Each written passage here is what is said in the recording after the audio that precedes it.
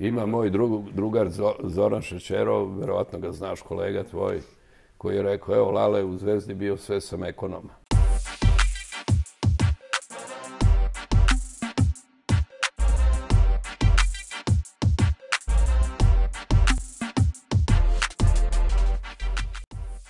Košarkaši Crvene zvezde i Partizana sa različitim ciljevima igraju sezonu u kojoj se oba tima suočavaju sa problemima.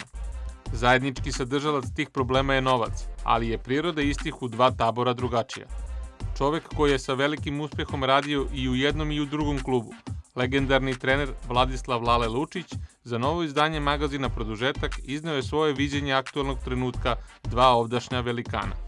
Mnogo su teška vremena. Mislim da je Zvezda na pravom putu, sigurno uz još problema. Privatizacija ne može ništa da donese.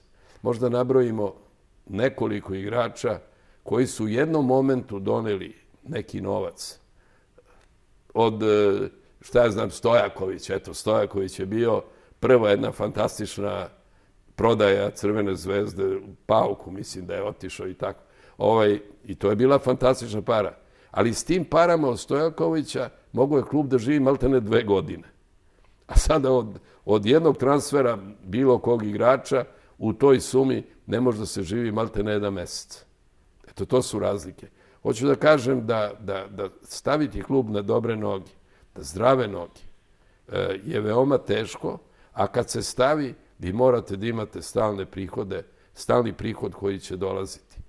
Nebojša je ovo napravio, genijalan potez. Hoću da kažem da je Nebojša uspeo od one Zvezde i 14,5 miliona, da reši problem i da je Zvezda danas respektabilan tim u Evropi, respektabilan na ovim svim prostorima, 3 puta za redom su bili prvaci. A da li Partizan ima takvog čoveka sa takim idejama, jer čovek ipak treba da reši taj problem. Jedini je stručnjak u istoriji koji je trenirao i muški i ženski tim oba kluba, a kratko je obavljao i predsjedničku funkciju u veoma teškom trenutku za Zvezdu. Mi smo pronašli da je Zvezda dugovala 14,5 miliona. I probali smo sa veoma kvalitetnim ljudima da rešimo problem. Međutim, imali smo stalno neki zid. Kako kaže, u ovo surovo vreme biti na čelu košarkaškog kluba je veoma težak posao.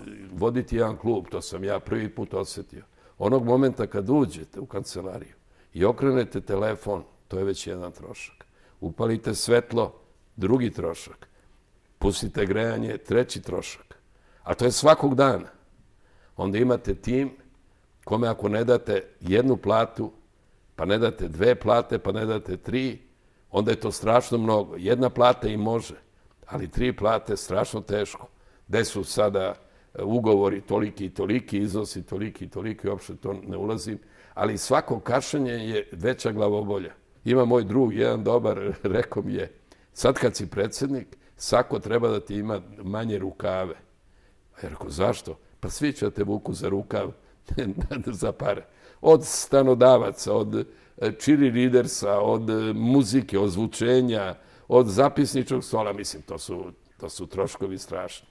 Iako se to verovatno neće dopasti navijačima Partizana, Lučić smatra da je jedini spas za taj klub. Partizan mora da nađe drugog Nebojšu Čovića, da nađe jednog čoveka koji će to sve da osmisli. Verujem da su ovi ljudi koji su oko Nebojše jako dobri izvršioci, ali njegovih ideja.